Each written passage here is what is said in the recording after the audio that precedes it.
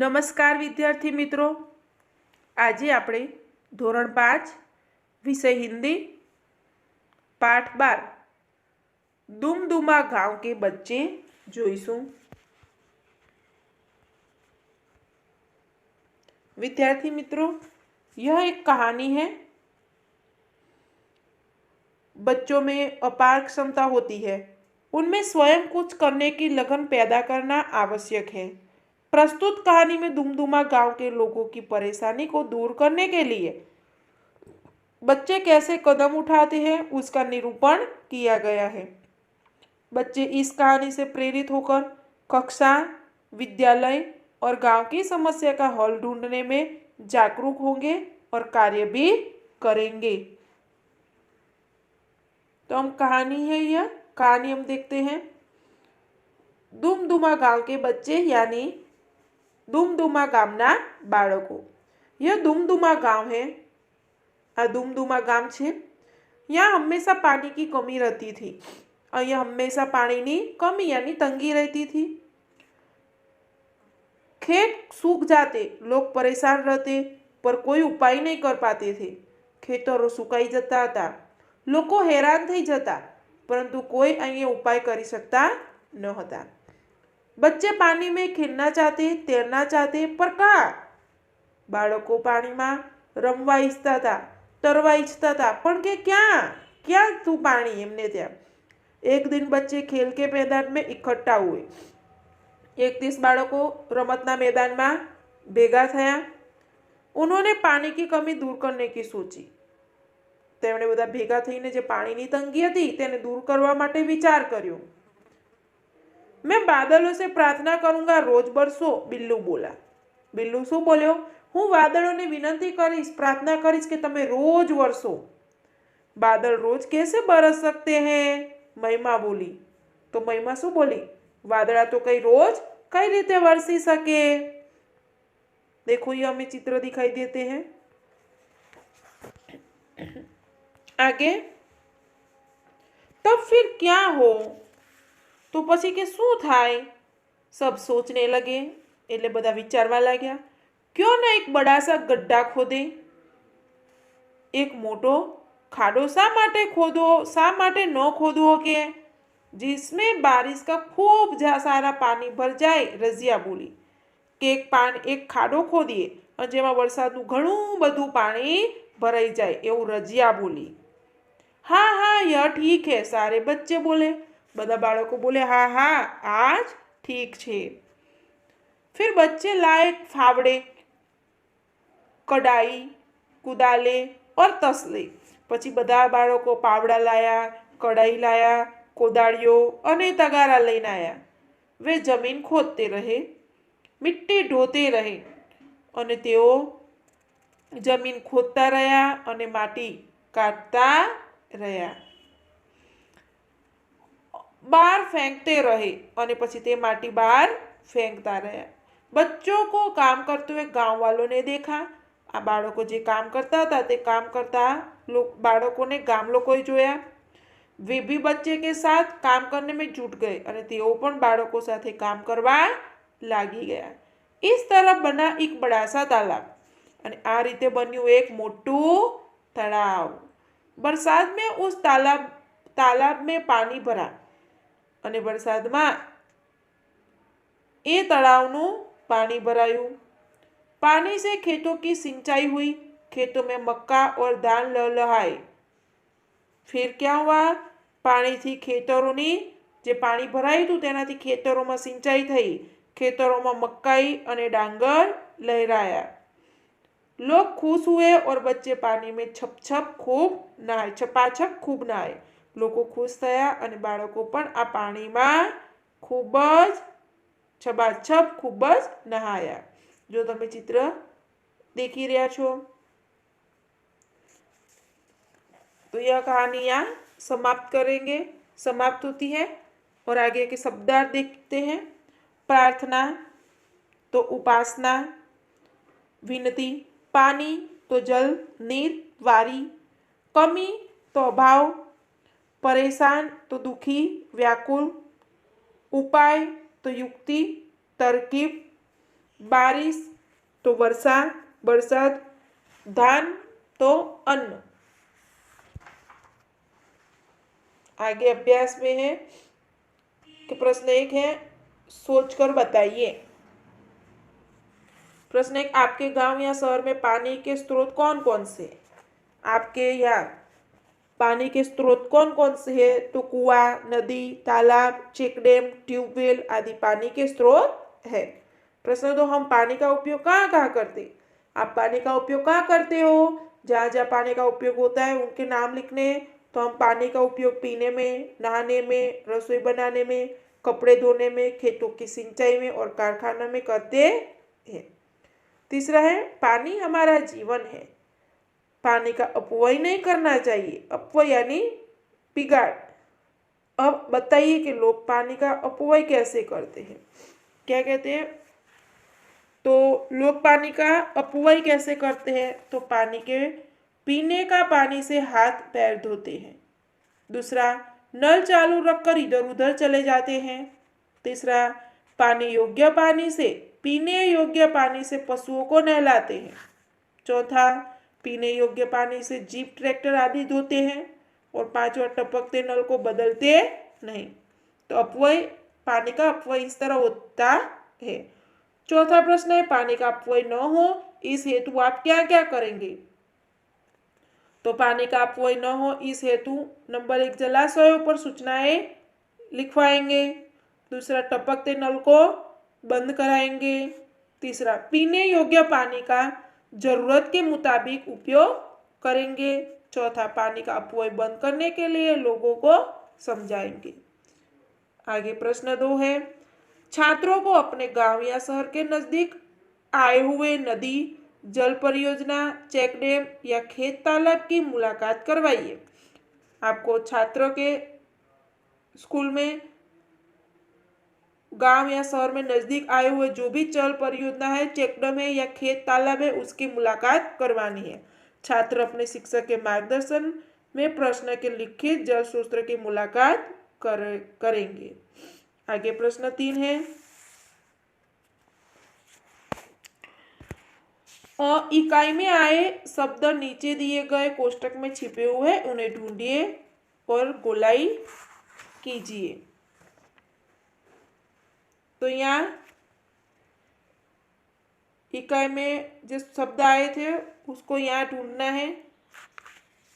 तो पहले हम लहलहाएंगे, यहाँ ढूंढा हुआ है लहलहाए। फिर दूसरा बरना, फिर कढ़ाई, चौथा प्रार्थना, पांचवा नहाना। जो मैं शब्द बोल रही हूँ उसको आपको यहाँ कोष्टक में गोलाई करने हैं। छठा है बाहर, सातवां है खेलना, आठवां छपाछप, नौवां बरसात, 10वां बादल, आगे 11 तैरना और 12वां दुम दुमा। चलो आगे कि ब दिए गए इन वर्णों का योग्य स्थान पर रखिए और सार्थक शब्द बनाइए। जो ऊपर दिए गए अक्षर है उनको हमें नीचे रखने हैं और शब्द बनाने हैं। तो हम पहला बनाएंगे छ से छपा छप। ऊपर दिए गया है छ और प, पा, छपा छप, बराबर। तो छपा छप प आया ऊपर, तो हम बनाएंगे परेशान। फिर यहाँ नीचे ज है तो ऊपर लिखेंगे रो यानी रोज। फिर न है तो ऊपर लिखेंगे मीन, तो बनेगा जमीन, बराबर। छपाछप, परेशान, रोज, जमीन और मीन। आगे नीचे दिए गए चित्र के आधार पर 5 वाक्य लिखिए। यह जो चित्र दिए गए हैं ध्यान से देखिए और इसके आधार पर हमें 5 वाक्य लिखने हैं। तो यह गांव का दृश्य है, आप देख रहे हो। सुबह का समय है, बराबर। सुबह का समय है, सूरज निकल रहा है, आकाश में पक्षी उड़ रहे हैं, दूर कुछ पेड़ और घर दिखाई दे रहे हैं। एक मंदिर भी दिखाई देता है। मैदान में दो लड़के गेंद खेल रहे हैं। तालाब के किनारे दो स्त्रियां कपड़े धो रही है। आप देख रहे हो। एक बालक खेत के पास खड़ा है। खेत में किसान है। किसान हल चला रहा है और दो बैल हल खींचते हैं। तो इस तरह हम वर्णन कर सकते हैं। आगे है प्रश्न 5। नीचे दिए गए चित्र के आधार पर कहानी कथन कीजिए। नीचे चित्र दिए गए हैं, 6 चित्र है कुल, तो उससे हमें कहानी बनानी है। तो हम कहानी का नाम लिखेंगे मेढक और सांप। बराबर। तो हम चित्र देखते जाएंगे और कहानी बोलते जाएंगे, फिर लिखनी हमें। एक तालाब था, उसमें बहुत सारे मेढक रहते थे। तालाब के किनारे बरगद का एक पेड़ था। उसकी जड़ में एक बिल था। उसमें एक सांप रहता था। सांप रोज रोज किसी न किसी मेढक को पकड़कर खा जाता था। आप दूसरे चित्र में देखिए, ये सांप मेढक को पकड़कर खा रहा है। मेढक परेशान हो उठे, बिल के सामने खड़ा उठे। एक दिन उन्होंने आपस में मिलजुल कर एक उपाय सोचा। तीसरे चित्र में देखो आप, उपाय सोचा। दूसरे दिन एक मेढक बिल के सामने खड़ा रहा। दूसरे दिन एक मेढक वो बिल के सामने खड़ा रहा। बाकी सभी मेढक बिल के आसपास छिप गए और बाकी सभी मेढक बिल के आसपास छिप गए। आप देख रहे हो।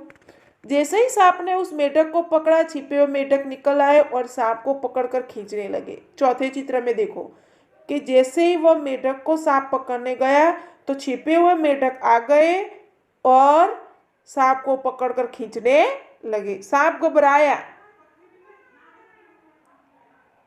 वह पकड़े हुए मेढक को छोड़कर भागा और बिल में घुस गया। देखो 5वें चित्र में, जो पकड़ा हुआ मेढक था उसको छोड़ दिया और फिर मेढक को छोड़कर वह भागा और बिल में घुस गया। मेढकों की खुशी का ठिकाना न रहा। सचमुच संगठन में ही शक्ति है। छठे चित्र में सब मेढक खुश हो गए। तो साथ रहने में ही, संगठन में ही शक्ति है। तो इस तरह हम कहानी बनाएंगे।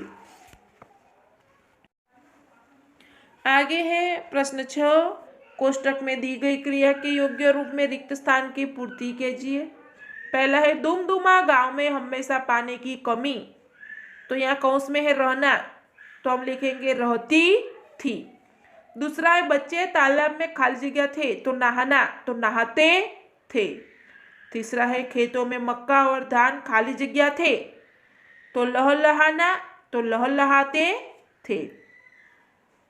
आगे प्रश्न 7 है। कोष्टक में दिए गए शब्दों का उपयोग करके जो वाक्य लिखे हैं उन्हें पढ़िए और समझिए। यहाँ कोष्टक में दिए गए हैं लाल, सफेद, तीन और सुंदर। तो उसको हमें पढ़ना है और फिर वाक्य लिखने हैं। वाक्य है खेत में गाय चरती है। तो हम बनाएंगे खेत में लाल गाय चरती है, खेत में सफेद गाय चरती है, खेत में 3 गाय चरती है, खेत में सुंदर गाय चरती है। तो सब शब्द का हमें वाक्य में प्रयोग करके फिर नए वाक्य बनाए हैं। आगे ब है कि कोष्टक में दिए गए शब्द का उपयोग करके वाक्य लिखिए। यहाँ कोष्टक में लाल, रंग बिरंगी, 3 और सुंदर शब्द दिए गए हैं, तो उसका वाक्य प्रयोग हमको करना है। तो पहला वाक्य बनाया हुआ है बगीचे में फूल खिले हैं। तो हम वाक्य बनाएंगे बगीचे में लाल फूल खिले हैं। दूसरा, बगीचे में रंग बिरंगी फूल खिले हैं। तीसरा, बगीचे में 3 फूल खिले हैं। चौथा, बगीचे में सुंदर फूल खिले हैं। आगे क है निम्नलिखित शब्दों का उपयोग करके वाक्य बनाइए। तो निम्नलिखित शब्दों का उपयोग करना है और फिर वाक्य बनाना है। होशियार, सुंदर, काला, छोटा, थोड़ा। तो हम बनाएंगे, कोई भी नाम लिखकर बना सकते हैं कि ऋत्विक होशियार लड़का है। दूसरा, यह सुंदर फूल है। तीसरा, वह काला घोड़ा है। चौथा, तनिष छोटा लड़का है। पांचवा, गिलास में थोड़ा दूध है। तो इस तरह हम कोई भी यह शब्दों का उपयोग करके कोई भी वाक्य बना सकते हैं। आगे स्वाध्याय है कि प्रश्न के उत्तर लिखिए। प्रश्न 1 है, दुमदुमा गांव की क्या समस्या थी? तो दुमदुमा गांव में हमेशा पानी की कमी रहती थी। दुमदुमा गांव की यह समस्या थी। प्रश्न 2 है, पानी की कमी के कारण बच्चे क्या क्या नहीं कर पाते थे? तो उत्तर लिखेंगे, पानी की कमी के कारण बच्चे पानी में खेल या तैर नहीं पाते थे। तीसरा प्रश्न, रजिया ने पानी की कमी दूर करने के लिए क्या उपाय बताया? तो हम उत्तर लिखेंगे, रजिया ने पानी की कमी दूर करने के लिए एक बड़ा सा गड्ढा खोदने के लिए कहा। आगे प्रश्न 4, जमीन खोदने के लिए बच्चे कौन कौन से साधन लाए? तो जमीन खोदने के लिए बच्चे फावड़े, कढ़ाई, कुदाले और तसले लाए। प्रश्न 5, तालाब में बरसात का पानी भरने से दुमदुमा गांव को क्या फायदा हुआ? तो तालाब में बरसात का पानी भरने से दुमदुमा गांव को बहुत फायदा हुआ। खेतों की सिंचाई हुई और खेतों में मक्का और धान बड़ी मात्रा में लहलहाने लगे। चलो आगे देखते हैं। प्रश्न 2 है, निम्नलिखित वाक्य कौन कहता है? पहला है, मैं बादलों से प्रार्थना करूंगा रोज बरसो। तो यह कौन बोला था? तो यह वाक्य बिल्लू कहता है। आगे नंबर 2, बादल रोज कैसे बरस सकते हैं? तो यह वाक्य महिमा कहती थी। तीसरा है, क्यों न एक बड़ा सा गड्ढा खोदे जिसमें बारिश का खूब सारा पानी भर जाए। तो यह वाक्य रजिया कहती है। आगे प्रश्न 3, निम्नलिखित शब्दों को शब्दकोश के क्रम में लिखिए। जो नीचे दिए गए शब्द है उसको शब्दकोश के क्रम में लिखने हैं। यह है दुमदुमा, बादल, कढ़ाई, छपाछप और लहलहाए। तो पहले हमें शब्दकोश के अनुसार लिखेंगे। तो पहले क आएगा कढ़ाई, फिर छ से छपाछप, फिर द आएगा दुमदुमा, फिर ब से बादल और फिर ल से लहलहाए। आगे प्रश्न 4 है, गुजराती में अनुवाद कीजिए। पहला है, बच्चे पानी में खेलना चाहते थे। तो हम लिखेंगे, बाळको पानी में रमवा इच्छता હતા। दूसरा, पानी से खेतों की सिंचाई होती है। पानीथी खेतरोनी सिंचाई थाय छे। तीसरा, बारिश के पानी से तालाब में पानी भरा। तो वरसादना पानीथी तळावों पानी भरायु। चौथा, बच्चों ने पानी की कमी दूर करने की सोची। तो बाळकोए पानीनी तंगी दूर करवानुं विचार्यु। पांचवा, एक दिन बच्चे खेल के मैदान में इकट्ठे हुए। एक दिवस बाळको रमतना मैदान में एकठा थया। आगे प्रश्न 5 है, निम्नलिखित शब्दों में से कोष्टक में दिए गए शब्दों के समानार्थी शब्द लिखिए। जो कोष्टक में दिए गए शब्द है बराबर, उसके समानार्थी यहाँ हमें ढूंढने और फिर लिखने हैं। तो पहला प्रार्थना, तो ऊपर है उपासना और स्तुति। फिर है उपाय, उपाय का ऊपर लिखा हुआ है कि युक्ति और तरकीब, ऊपर ही दिए गए हैं, आप देख सकते हो। फिर पानी, तो पानी का वारी और नीर। फिर बारिश, तो वर्षा और बरसात। फिर परेशान, तो दुखी और व्याकुल। आगे प्रश्न 6 है कि आपके गांव, मोहल्ले, आसपास या स्कूल में भी कोई ना कोई समस्या जरूर होगी, कीजिए और लिखिए। तो यहाँ आपको कोई भी समस्या है तो कि वह समस्या क्या है, बराबर, वो समस्या क्यों है, तो आपको वो समस्या लिखनी है और समस्या क्यों है वो भी लिखनी है, और वह समस्या किस प्रकार दूर हो सकती है वो भी आपको यहाँ लिखना है। आप अपने हिसाब से लिख सकते हो। आगे इस समस्या के बारे में अपने सरपंच, नगर सेवक को पत्र लिखिए। तो जो भी समस्या हो तो उस समस्या के बारे में आपको सरपंच और नगर सेवक को पत्र लिखना है। तो मैं यहाँ एक पत्र का उदाहरण रूप में पेश करती हूँ कि प्रेषक रानपुर के ग्रामजन, मोहल्ला नंबर 2, दिनांक 25 जनवरी 2014। मैं यहाँ बोल रही हूँ, ऐसे आप लिख सकते हो। प्रति मान्यवर सरपंच महोदय, रानपुर ग्राम पंचायत। विषय है मोहल्ले व गांव की गंदगी दूर करना। आपके गांव में जो प्रश्न है उस पर भी आप पत्र लिखते हैं। मैं ये यहाँ उदाहरण के रूप में बोल रही हूँ। आपसे सभी ने निवेदन है कि हमारे रानपुर गांव में, खासकर हमारे मोहल्ले में नंबर 2 में कूड़ादान नहीं है, अतः लोग इधर उधर कहीं भी कूड़ा डाल देते हैं, इसलिए गंदगी बढ़ती रहती है। इस प्रकार गंदगी बढ़ने से बीमारियां फैलने की पूरी संभावना है। अतः आपसे प्रार्थना है कि हमारे मोहल्ले में तथा पूरे गांव में कूड़ेदान रखवाइए और उनकी सफाई करवाने का उचित प्रबंध करें, ताकि गांव स्वच्छ रहे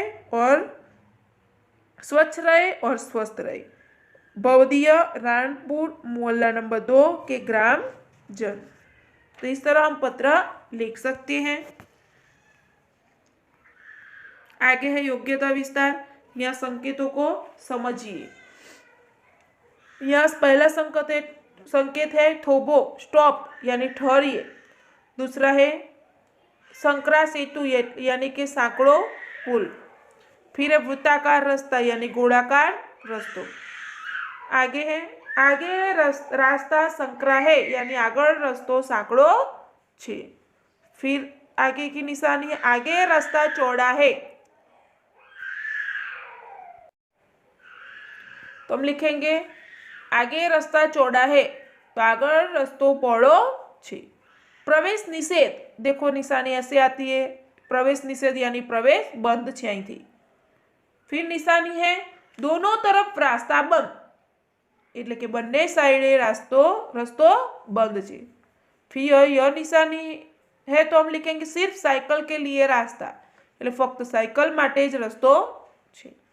आगे की निशानी में साइकिल निषेध, એટલે साइकिल માટે प्रतिबंध। अब आगे है इतना जानिए। इतना जानिए में फावड़ा यानी पावड़ो, कुदाल यानी कोदाड़ी, तसला यानी तगारू, टोकरी यानी टोपली, कढ़ाई यानी कढ़ाई। सोचिए और समझिए, जल ही जीवन है, एकता में ही बल है। तो विद्यार्थी मित्रों, यहाँ हमारा पाठ का ये कहानी, स्वाध्याय अभ्यास और शब्द समझूती समाप्त होती है। आगे का पाठ हम नए वीडियो में लेकर आएंगे जो आपको इसी चैनल में देखने को मिलेगा। धन्यवाद।